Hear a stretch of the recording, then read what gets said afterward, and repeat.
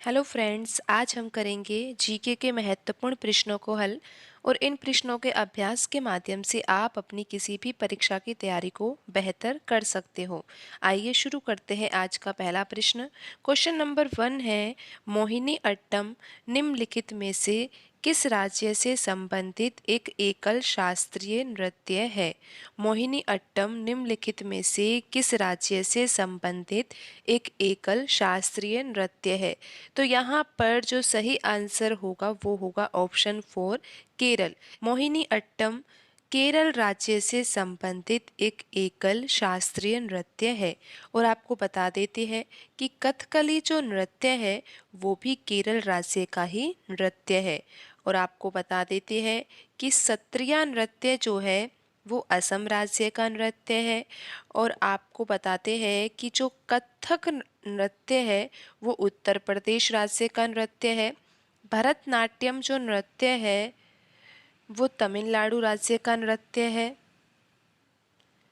तो इस तरह से आपको पता होना चाहिए कि कौन सा नृत्य कौन से राज्य का नृत्य है। तो अब हम बढ़ते हैं अगले प्रश्न की ओर। अगला प्रश्न है क्वेश्चन नंबर 2। प्रश्न में पूछा गया है कि भारत सरकार के किस केंद्रीय मंत्री ने मार्च में टेक कॉनक्लेव 2022 का उद्घाटन किया? तो आपको हम बता देते हैं कि यहाँ पर जो आपको प्रश्न हल करवाए जा रहे हैं वो एसएससी जीडी एग्जाम 2022 में पूछे गए प्रश्न है। तो यहाँ पर जो करंट अफेयर का प्रश्न पूछा गया है वो 2022 का है। लेकिन अगर आप एसएससी जीडी एग्जाम की तैयारी कर रहे हो तो आप इन प्रश्नों के अभ्यास के माध्यम से ये समझ सकते हो कि परीक्षा में करंट अफेयर के जो प्रश्न पूछे जा रहे हैं वो किस पैटर्न से पूछे जा रहे हैं। तो प्रश्न में पूछा गया है कि भारत सरकार के किस केंद्रीय मंत्री ने मार्च में टेक कॉनक्लेव 2022 का उद्घाटन किया? तो इसका सही आंसर है ऑप्शन 2 अश्वनी वैष्णव। अश्वनी वैष्णव ने मार्च में टेक कॉनक्लेव 2022 का उद्घाटन किया। अब हम बढ़ते हैं अगले प्रश्न की ओर। किस भारतीय मूल के सिख को बाढ़, झाड़ियों में लगी आग, सूखे और कोविड-19 से प्रभावित समुदाय का समर्थन करने के लिए new South Wales Australian of the year award 2023 दिया गया? तो यहाँ पर पूछा गया है कि किस भारतीय मूल के सिख को बाढ़, झाड़ियों में लगी आग, सूखे और कोविड-19 से प्रभावित समुदाय का समर्थन करने के लिए new South Wales Australian of the year award 2023 दिया गया? तो किसको दिया गया था new South Wales Australian of the year award 2023? इसका सही आंसर है ऑप्शन 3 अमर सिंह। अमर सिंह जी को new South Wales Australian of the year award 2023 दिया गया। और क्यों दिया गया था? क्योंकि बाढ़, झाड़ियों में लगी आग, सूखे और कोविड-19 से प्रभावित समुदाय का समर्थन इन्होंने किया था। तो ऑप्शन 3 यहाँ पर सही आंसर होगा। अब हम बढ़ते हैं अगले प्रश्न की ओर। अगला प्रश्न है क्वेश्चन नंबर 4। प्रश्न में पूछा गया है कि निम्नलिखित में से कौन सी खेड़ा के किसान आंदोलन की मुख्य मांग थी? निम्नलिखित में से कौन सी खेड़ा के किसान आंदोलन की मुख्य मांग थी? तो यहाँ पर आप देखिए ऑप्शन 1 में लिखा हुआ है निशुल्क सिंचाई की सुविधा प्रदान की जाए। ऑप्शन 2 में लिखा हुआ है राजस्व संग्रह में ढील दी जाए। ऑप्शन 3 यहाँ पर है बागान प्रणाली को समाप्त किया जाए। ऑप्शन 4 यहाँ पर है संकर बीज उपलब्ध कराए जाए। तो यहाँ पर पूछा गया है कि निम्नलिखित में से कौन सी खेड़ा के किसान आंदोलन की मुख्य मांग थी? तो यहाँ पर सही आंसर है ऑप्शन 2 राजस्व संग्रह में ढील दी जाए। अब हम बढ़ते हैं अगले प्रश्न की ओर। अगला प्रश्न है क्वेश्चन नंबर 5। प्रश्न में पूछा गया है कि क्रिकेट विश्व कप 1983 क्रिकेट विश्व कप 1983 के फाइनल मैच में निम्नलिखित में से किस खिलाड़ी ने सर्वाधिक रन बनाए थे?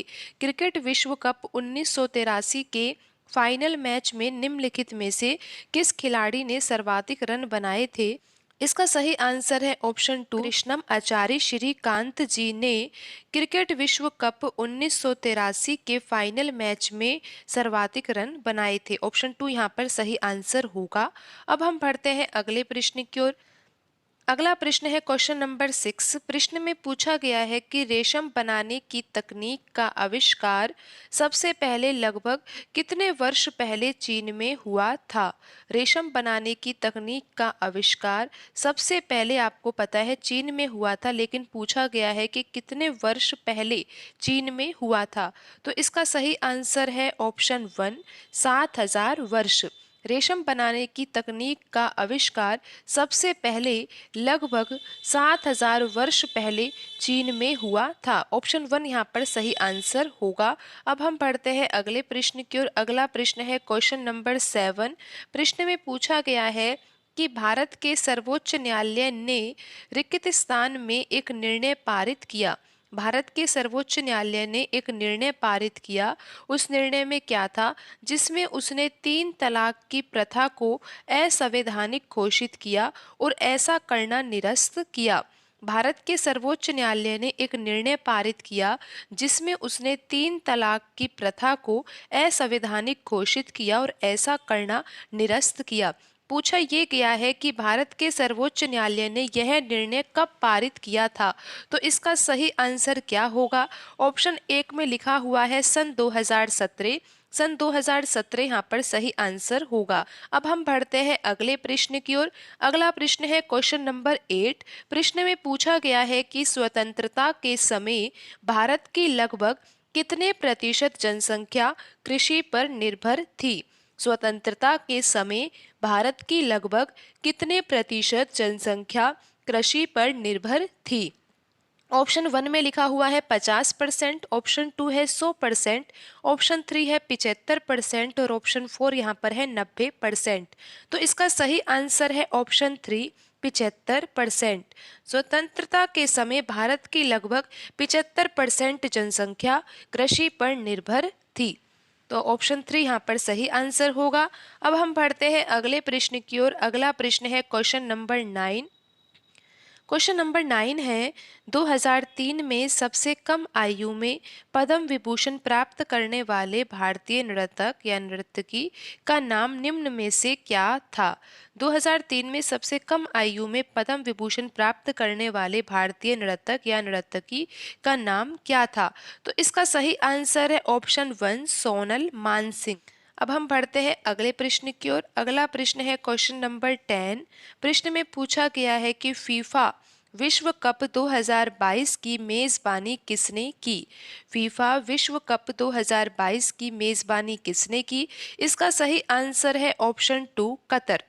कतर देश ने फीफा विश्व कप 2022 की मेजबानी की। तो आज की वीडियो में इतना ही। मिलते हैं अगली वीडियो में। धन्यवाद।